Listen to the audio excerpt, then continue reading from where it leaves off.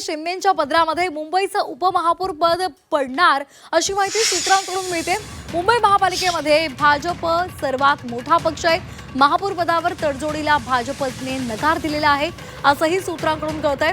मुंबईचं महापौर पदाचं गणित हे प्रथमच बदलणार आहे अशी सध्या माहिती मिळते। आताची महत्त्वाची बातमी आपण पाहतोय। शिंदेच्या पदरामध्ये मुंबईचं उपमहापौर पद पडणार असल्याचं सूत्रांकडून कळतंय। ओम देशमुख आमचे प्रतिनिधी आपल्या सोबत जोडले गेलेले आहेत। ओम, काय एकूण अपडेट्स आहेत? श्वेता, खरं तर मुंबईमध्ये महापौर भाजपचा होणार याबद्दल भाजपकडनं सातत्यानं भूमिका मांडली जाते। या सगळ्या पार्श्वभूमीवरती दिल्लीमध्ये देखील 2 दिवस सातत्याने चर्चा झाली। शिवसेना भाजपच्या नेत्यांच्यासोबत बैठका दिल्लीमध्ये झाल्या।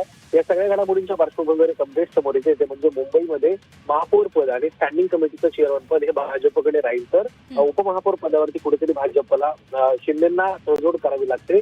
मुंबईतले एकंदर संख्याबळ पाहता शिवसेनेला कुठेतरी जी दुसऱ्या स्थानाची पद आहेत ती घ्यावी लागतील असं दिसतंय। महापौर पदावर कुठलीही तडजोड करण्याची भूमिका भाजपकडनं घेण्यात येणार नाही। त्यामुळे 25 वर्षाच्या महायुतीच्या इतिहासात पहिल्यांदाच शिवसेना ही दुसऱ्या क्रमांकावर तर भाजप पहिल्या क्रमांकावरच्या पदावरती विराजमान होताना आपल्याला पाहायला मिळेल। यापूर्वी सुद्धा 1998 मध्ये मुख्यमंत्री मनोहर जोशी यांनी महापौरांना अधिकार देत महापौर परिषद लागू केली, उपमहापौर पद हे पहिल्यांदाच निर्माण करण्यात आलं होतं। त्यामुळे या सगळ्या घडामोडींच्या पार्श्वभूमीवरती आता मुंबईमध्ये शिवसेना महापौर पदाऐवजी उपमहापौर पदावरती समाधान मानणार असल्याचं आपल्याला सूत्रांकडनं कळतंय।